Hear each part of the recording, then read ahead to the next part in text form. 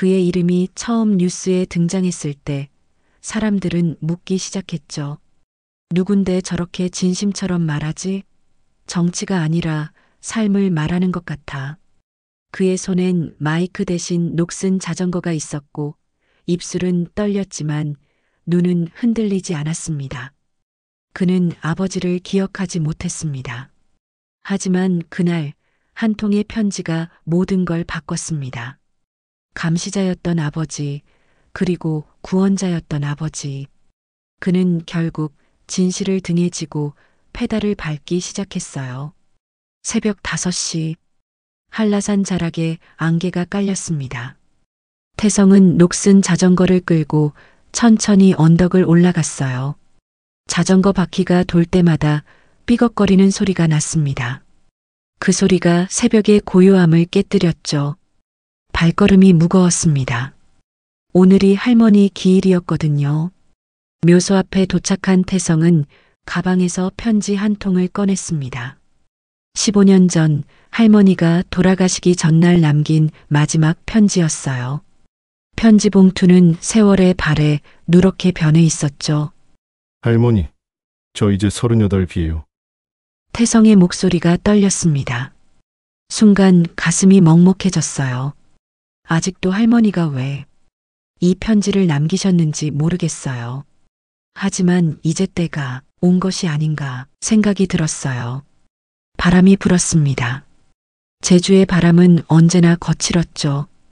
태성은 편지를 천천히 펼쳤어요. 손이 미세하게 떨렸습니다. 서울, 여의도의 거대한 당사 건물. 최강호는 커다란 스크린을 바라보고 있었습니다. 화면에는 각종 여론조사 결과들이 방송되고 있었어요. 그의 눈썹이 꿈틀거렸죠. 뭐야! 이태성! 지지율이 15%나 올랐다고? 보좌진 한 명이 고개를 숙였습니다. 예, 의원님. 특히 2030 세대에서 인기가 높이 나오고 있습니다. 강호의 입꼬리가 비틀렸어요. 그는 의자를 돌려 창밖을 바라봤습니다. 한강이 유유히 흐르고 있었죠. 족보 없는 정치인의 한계를 보여줘야겠군. 우리 집안은 3대째 이 나라를 위해 헌신했어. 할아버지는 독립운동을, 아버지는 민주화를. 그런데 어디서 굴러온 돌이 감히? 그의 목소리에 차가운 분노가 배어 있었습니다. 이곳은 하영이 있는 인터넷 방송사입니다. 하영이 방송하는 스튜디오는 작았습니다. 하지만 열기는 뜨거웠죠. 하영은 팟캐스트 방송 중이었어요. 마이크 앞에서 그녀의 목소리는 날카로웠습니다. 오늘은 이태성 후보에 대해 이야기해 보려고 해요. 제주 출신, 서민 정치인의 대표이자 젊은 정치인이죠. 이번 대선에 젊은 나이로 도전하고 있는 이태성 후보. 그런데 정말 우리가 그에 대해 아는 게 뭐가 있을까요? 그 순간 하영의 휴대폰에 문자 메시지가 왔습니다. 발신자가 없는 익명의 메시지였어요. 이태성 아버지 이종욱. 1980년대 정보기관 문서에 이름 있음. 하영의 눈빛이 번뜩였습니다. 그녀는 방송을 잠시 멈췄어요. 심장이 빠르게 뛰기 시작했죠. 이건 특종 냄새가 났습니다. 제주의 작은 마을 회관. 태성은 어르신들과 둘러앉아 막걸리를 마시고 있었어요. 플라스틱 의자가 삐그덕거렸지만 아무도 신경 쓰지 않았죠. 태성아, 내 아버지는 좋은 사람이었어. 80이 넘은 노인이 갑자기 말했습니다. 태성의 손이 멈췄어요. 막걸리 잔이 공중에 멈춰 있었죠. 아버지를 아셨어요? 그럼 육지에서 온 사람이었지. 말이 없고 조용했어. 마을 일이라면 뭐든 먼저 나서서 도와줬지. 태성의 가슴이 쿵하고 내려앉았습니다. 아버지에 대한 기억은 거의 없었어요.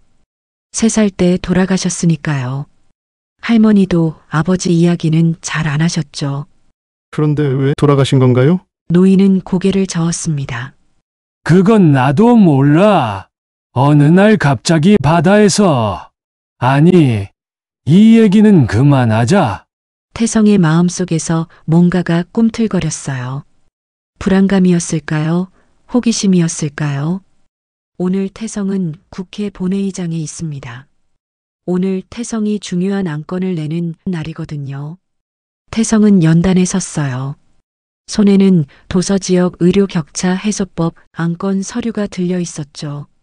그의 목소리는 단호했습니다. 제주 지역을 비롯한 지역 주민들도 똑같은 대한민국 국민입니다. 그들은 제대로 된 의료 서비스를 받지 못하고 있습니다. 하지만 본회의장은 텅 비어 있었어요. 의원들 대부분이 자리를 비웠죠. 강호의 지시였습니다. 태성은 빈 의자들을 바라봤어요. 순간 무력감이 밀려왔습니다. 태성의 가슴 안에서 뭔가가 툭 하고 끊어지는 것 같았죠. 그날 밤 태성은 사무실에 혼자 남았습니다. 책상 위에는 할머니의 편지가 펼쳐져 있었어요. 떨리는 손으로 편지를 읽기 시작했죠. 태성아, 내가 이 편지를 읽을 때면 넌 아마 큰 결정을 앞두고 있겠지. 내 아버지가 무슨 일을 했든 너는 너의 길을 가거라. 진실은 언젠가 드러나기 마련이란다. 눈물이 흘렀습니다. 태성은 눈물을 닦지 않았어요. 창밖으로 서울의 야경이 보였습니다. 화려했지만 차가웠죠. 제주의 별이 그리웠어요.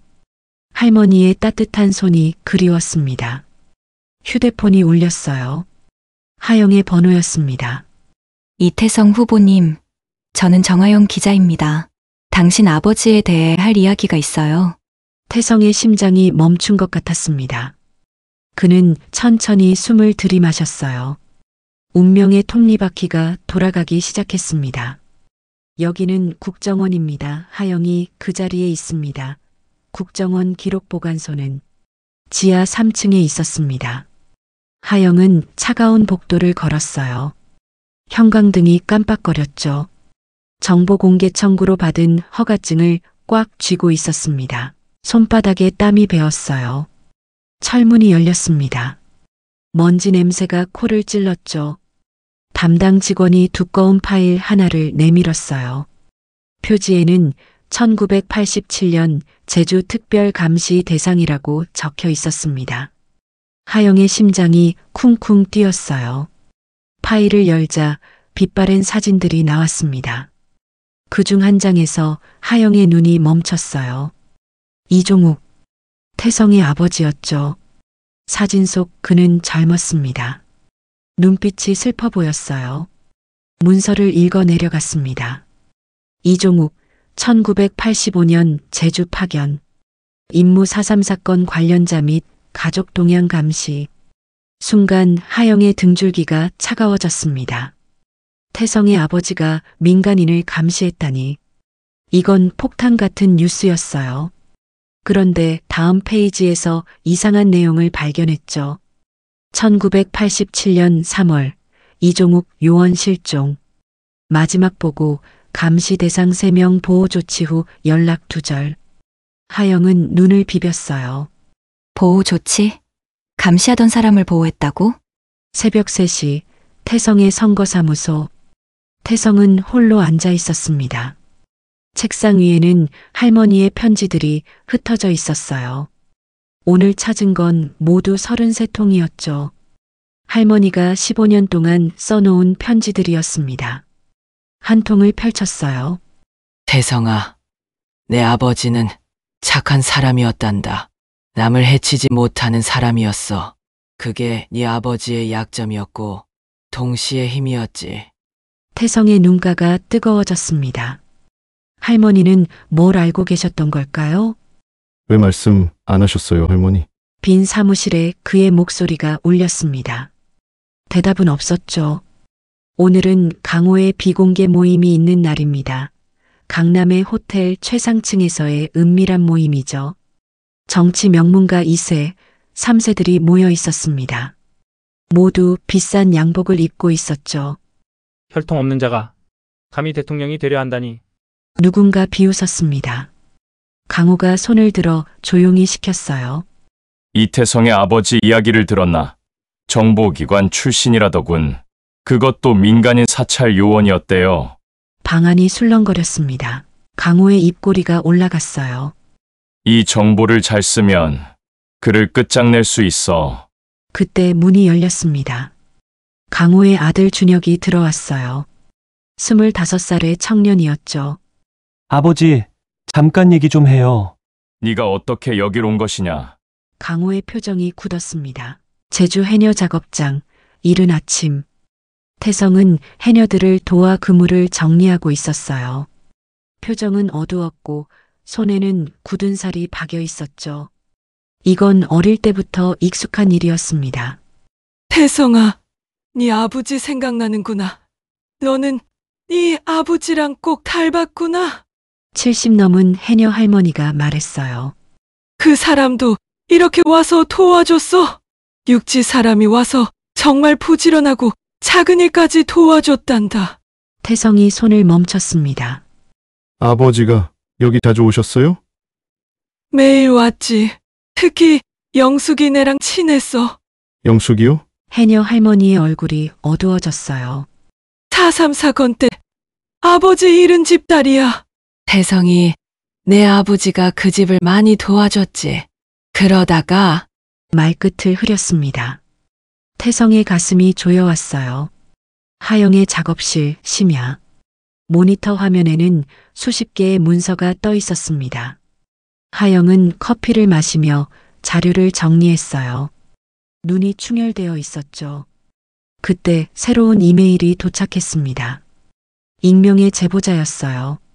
이종욱은 처음엔 감시자였지만 나중엔 그들의 보호자가 되었습니다. 그가 보호한 3명은 모두 살아 있습니다.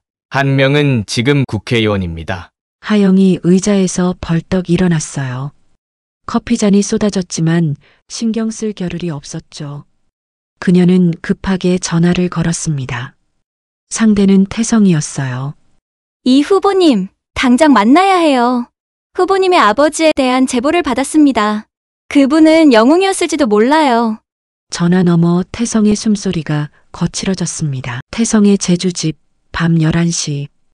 태성은 낡은 창고를 뒤지고 있었어요. 먼지가 날렸죠. 그러다 구석에서 녹슨 철제 상자를 발견했습니다. 자물쇠가 걸려 있었어요. 망치로 부쉈죠. 쾅 하는 소리가 밤의 정적을 깨뜨렸습니다. 상자 안에는 일기장이 있었어요. 아버지의 일기장이었죠. 1987년 3월 15일. 더는 못하겠다. 이 사람들은 죄가 없다. 난 그들을 감시하는 게 아니라 보호해야 한다. 내일 그들을 안전한 곳으로 옮길 것이다. 이게 내 마지막 임무다. 아버지의 일기를 본 태성은 눈물이 흘렀습니다. 아버지는 나쁜 사람이 아니었어요. 오히려 그들을 보호하려고 했던 것이었어요. 그때 전화벨 소리가 울렸습니다. 하영이었죠. 후보님 아버님의 자료를 다 확인했습니다. 후보님의 아버지 이종욱님은 3명의 목숨을 구했어요. 그리고 그 대가로 죽음을 맞았군요. 태성이 조용히 말했습니다. 목소리가 떨렸어요. 순간 그의 마음속에서 뭔가가 단단해졌습니다. 아버지의 진실을 알게 된 지금 그는 더 이상 도망치지 않을 거예요. 밖에서 바람 소리가 들렸습니다. 제주의 바람은 오늘도 거셌어요. 하지만 태성은 이제 그 바람이 무섭지 않았습니다. 방송국 앞 광장, 오전 10시. 태성은 깊게 숨을 들이마셨습니다. 수백 대의 카메라가 그를 향하고 있었어요. 손에는 마이크 하나뿐이었죠. 옆에는 노트북 한 대가 놓여 있었습니다. 오늘부터 24시간 동안 저는 모든 질문에 답하겠습니다. 광장이 술렁거렸어요. 기자들이 서로 눈짓을 주고받았죠. 제 아버지 이종욱에 대한 의혹, 제 과거, 정치 자금, 무엇이든 물어보세요. 거짓 없이 답하겠습니다. 태성의 목소리는 떨리지 않았어요. 하지만 손은 살짝 떨고 있었죠. 그는 노트북을 켰습니다. 화면에 실시간 방송 시작이라는 글자가 떴어요. 접속자 수가 폭발적으로 늘어났습니다. 10만, 20만, 30만. 첫 질문이 들어왔어요. 아버지가 정보기관 요원이었다는 게 사실입니까? 태성은 눈을 감았다가 떴습니다. 그의 목젖이 크게 움직였어요. 네, 사실입니다. 광장이 조용해졌습니다. 모두가 숨을 죽였죠. 새벽 2시, 방송 16시간째. 태성의 얼굴은 창백했어요. 목소리는 쉬어 있었죠. 하지만 그는 계속했습니다. 화면에 새로운 댓글이 올라왔어요. 당신 아버지를 미워하십니까? 태성은 잠시 말을 멈췄습니다. 눈가가 붉어졌어요. 그는 물 한 모금을 마신 뒤 천천히 입을 열었죠. 아버지를 미워할 수도 용서할 수도 없는 아들입니다. 목소리가 갈라졌어요. 3살 때 돌아가신 아버지, 기억도 거의 없어요. 하지만 최근 알게 되었습니다. 그분이 처음엔 감시자였지만 나중엔 사람들을 구하려 했다는 걸요. 실시간 댓글이 폭주했습니다. 응원과 비난이 섞였어요. 하지만 태성은 흔들리지 않았죠. 강호의 고급 스튜디오, 같은 시각. 강호는 거대한 스크린 앞에 앉아 있었어요. 최고급 방송 장비들이 즐비했죠. 그의 얼굴은 완벽하게 화장되어 있었습니다. 시민 여러분, 정통성 있는 정치란 무엇일까요? 그의 목소리는 부드러웠어요. 준비된 원고를 읽는 것처럼 매끄러웠죠. 3대째 이어온 우리 가문의 헌신, 검증된 경력, 깨끗한 과거. 하지만 시청자 수는 겨우 3만 명이었습니다. 태성 방송의 10분의 1도 안 되었죠. 강호의 이마에 땀이 맺혔어요. 그는 주먹을 꽉 쥐었습니다. 도대체 뭐 때문에 저 초짜한테 지는 거야? 방송 20시간째, 오전 6시. 태성의 눈은 충혈되어 있었어요. 커피만 10잔째였죠. 그때 누군가 스튜디오로 걸어 들어왔습니다. 하영이었어요. 제가 직접 왔습니다. 그녀는 태성 맞은편에 앉았어요. 카메라들이 일제히 그녀를 향했죠. 이태성 후보님, 제가 취재한 내용을 공개하겠습니다. 태성의 눈빛이 흔들렸어요. 무슨 말이 나올지 모르니까요. 당신 아버지 이종욱 씨는 가해자인 동시에 또 다른 피해자였습니다. 하영은 서류를 꺼냈어요. 1987년 3월, 당시 이종욱 씨는 감시 대상 3명을 구출했습니다. 그들은 모두 4월 3일 사건 유가족이었어요. 그리고 그 대가로 이종욱 씨는 바다에서 시신으로 발견되었죠. 태성이 말을 이었습니다. 목소리가 떨렸어요. 자살로 처리되었지만 사실은 살해당한 거였어요. 제가 어제 확인했습니다. 스튜디오가 조용해졌습니다. 라이브 시청자 수가 50만을 넘었어요. 방송 시작 23시간 30분, 마지막 순간. 태성은 일어섰습니다. 그리고 밖으로 나갔어요. 카메라들이 따라갔죠. 그는 트럭 뒤에서 무언가를 꺼냈습니다. 녹슨 자전거였어요. 이것이 아버지가 남긴 유일한 유산입니다. 태성은 자전거를 세웠어요. 페달이 삐걱거렸죠. 제주에서 서울까지 저는 이것을 타고 왔습니다. 가난했지만 부끄럽지 않았어요. 그는 자전거에 올라탔습니다. 앞으로도 이렇게 가겠습니다. 천천히, 하지만 정직하게. 24시간이 끝났습니다. 마지막 시청자 수는 100만 명이었어요. 강호의 사무실, 오후. 강호는 화면을 응시하고 있었습니다. 태성의 지지율이 20% 더 올랐어요. 문이 열렸습니다. 아들 준혁이 들어왔죠. 아버지, 저도 봤어요. 24시간 방송. 강호의 턱이 굳었습니다. 그래서? 저 이태성 캠프에 자원봉사하고 싶어요. 순간 강호의 안에서 뭔가가 무너졌습니다. 아들마저 자신을 떠나는 건가요? 넌 내 아들이야. 3대째 이어온 명문가에. 그래서요. 전 4대째는 되고 싶지 않아요. 준혁이 돌아섰어요. 강호는 아들의 뒷모습을 바라만 봤습니다. 처음으로 무력감이 밀려왔죠. 태성의 사무실 밤. 태성은 쓰러질 듯 의자에 앉았어요. 24시간 동안 한숨도 못 잤으니까요.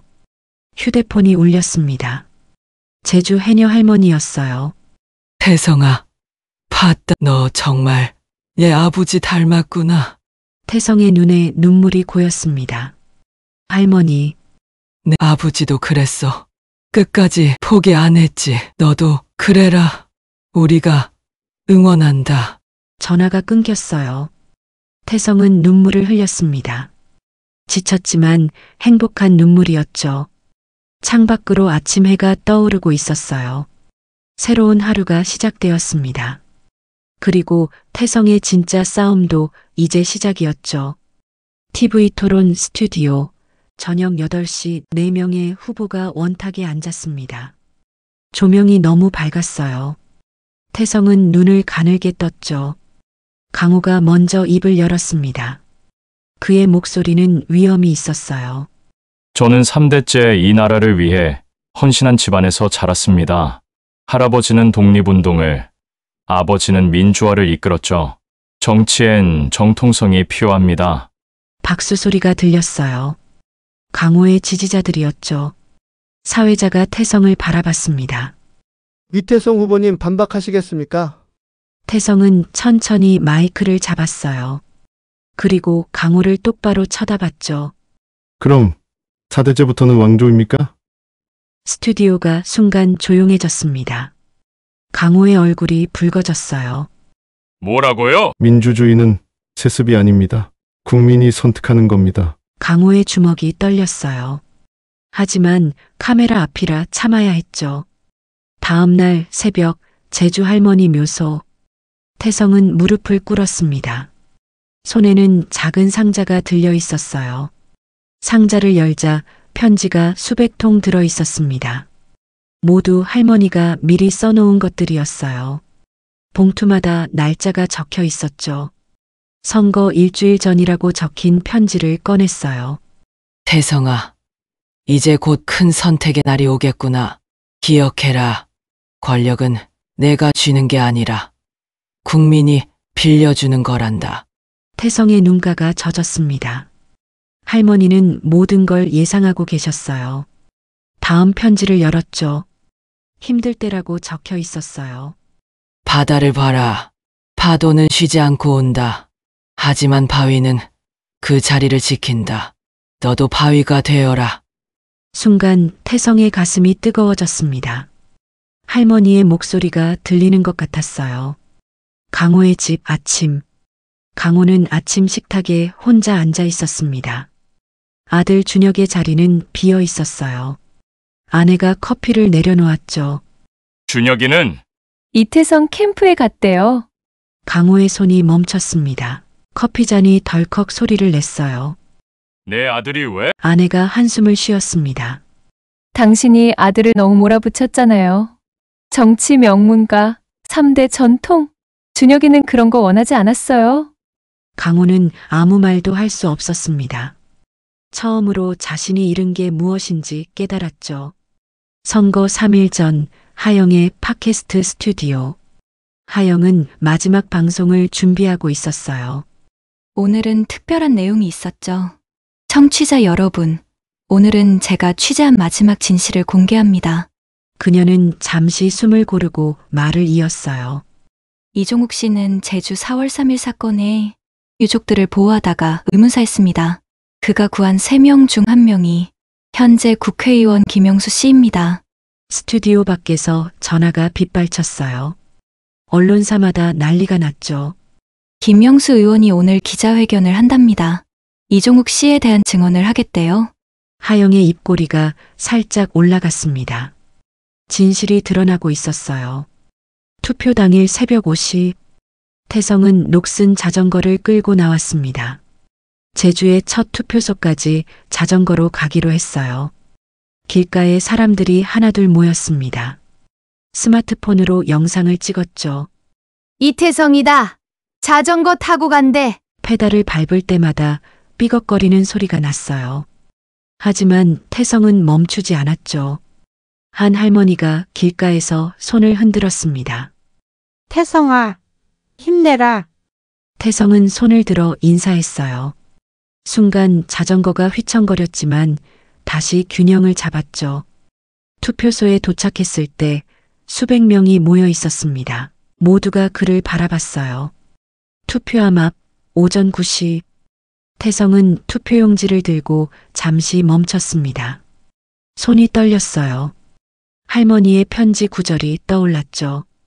권력은 국민이 빌려주는 것. 그는 조심스럽게 도장을 찍었습니다. 투표함에 넣는 순간 가슴이 쿵쿵 뛰었어요. 밖으로 나오자 기자들이 몰려들었습니다.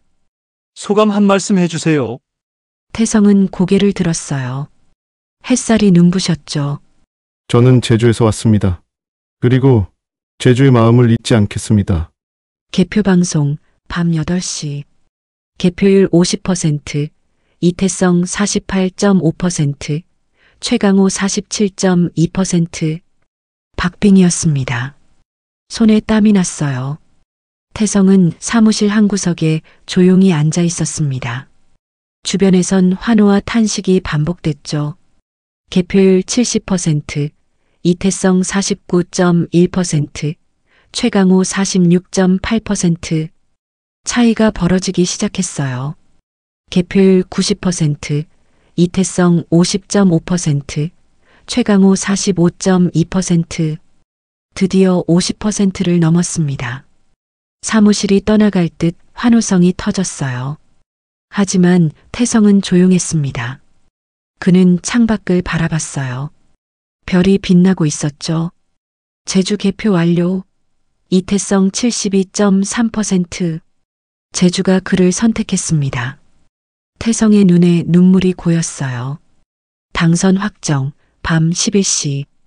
대한민국 제21대 대통령, 이태성 당선 확정. TV 화면에 당선 자막이 떴습니다. 태성은 일어섰어요. 그리고 깊게 인사했습니다. 스태프들이 울고 있었죠. 그때 전화가 울렸습니다. 강호였어요. 축하합니다. 이 당선인. 강호의 목소리는 담담했습니다. 당신이 옳았을지도 모릅니다. 제 아들이 당신을 선택했듯이. 전화가 끊겼어요. 태성은 수화기를 천천히 내려놓았습니다. 순간 그의 마음속에서 뭔가가 크게 울렸어요. 승리의 기쁨이 아니었습니다. 책임의 무게였죠. 당선 다음 날 새벽 제주마을회관. 태성은 청와대가 아닌 이곳을 택했습니다. 낡은 마을회관에는 어르신들이 모여 있었어요. 모두 새벽부터 기다리고 있었죠. 태성은 무릎을 꿇고 인사했습니다. 저를 키워주신 제주 어르신들께 먼저 인사드립니다. 한 할머니가 태성의 손을 잡았어요. 주름진 손이 따뜻했죠. 태성아, 우리가 너를 믿는다.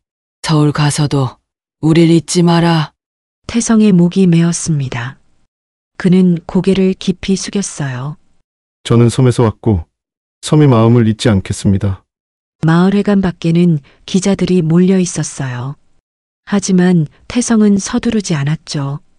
어르신들과 아침 식사를 함께 했습니다. 된장국과 보리밥이었어요. 강호의 사무실, 오전 10시 강호는 정리된 책상을 바라보고 있었습니다. 30년간 쌓아온 정치 인생이 이렇게 끝나는구나. 그 순간 문이 열렸어요. 태성이 들어왔습니다. 강호는 놀랐어요. 당선인이 직접 찾아올 줄은 몰랐으니까요. 왜 왔습니까? 태성은 의자에 앉지 않고 서 있었어요. 함께 일하고 싶습니다. 강호의 눈이 커졌습니다. 뭐라고요? 당신의 경험이 필요합니다. 3대의 정치 역사가 담긴 지혜가요. 강호는 잠시 말을 잃었어요. 분명 자신은 태성을 공격했는데 당신이 옳았을지도 모른다고 하셨죠.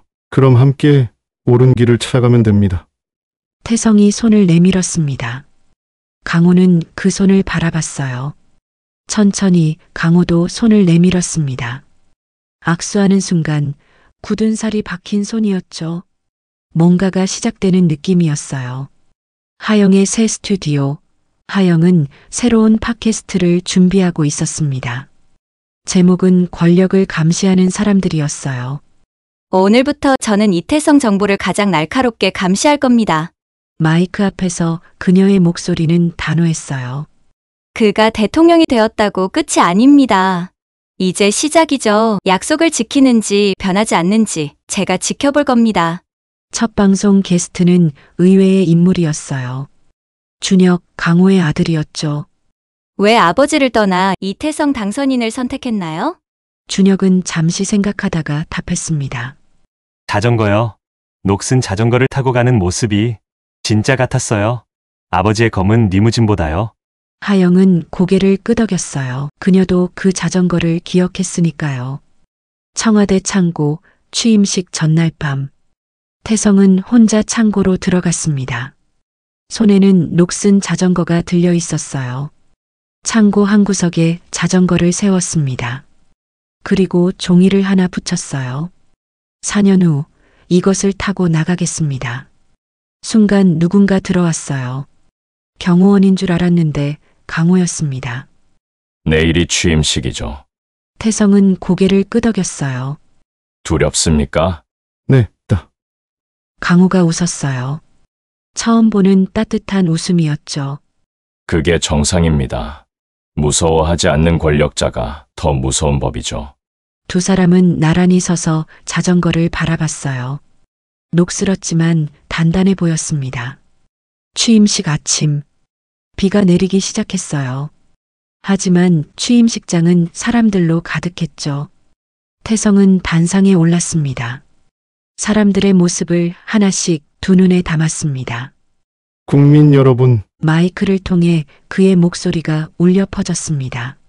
저는 여러분과 함께 하는 이태성입니다. 낮은 곳에서 언제나 함께 하겠습니다. 할머니의 마지막 편지가 떠올랐어요. 아직 읽지 않은 편지였죠. 대통령이 된 날이라고 적혀 있었습니다. 취임식이 끝난 후 태성은 그 편지를 열었어요. 태성아, 권력은 바람과 같아서 잡으려 하면 빠져나간다. 다만 올바른 방향으로 불게 하라. 섬에서 온 바람이 온 나라를 시원하게 해주기를. 태성의 눈에 눈물이 고였습니다. 그는 창밖을 바라봤어요. 비가 그쳤습니다. 구름 사이로 햇빛이 비치기 시작했죠. 대통령 집무실 첫 업무. 태성은 첫 결제 서류를 받았습니다. 도서지역 의료 격차 해소 특별법이었어요. 그는 잠시 펜을 들고 멈췄습니다. 이 한 획이 시작이었죠. 천천히 그리고 단단하게 서명했어요. 비서가 들어왔습니다. 대통령님, 다음 일정은 제주 어르신들과의 오찬입니다. 태성은 웃었어요. 아니, 그 전에 갈 곳이 있습니다. 어디를 말씀하시는지. 아버지 묘소요? 이제야 찾아뵙습니다. 비서가 놀란 표정을 지었지만 고개를 끄덕였어요. 아버지 묘소 33년 만의 방문이었습니다. 태성은 묘비 앞에 섰어요. 아버지, 저 대통령이 되었어요. 바람이 불었습니다. 제주에서 불어온 바람 같았어요. 이제 아버지가 지키려 했던 사람들을 제가 지킬게요.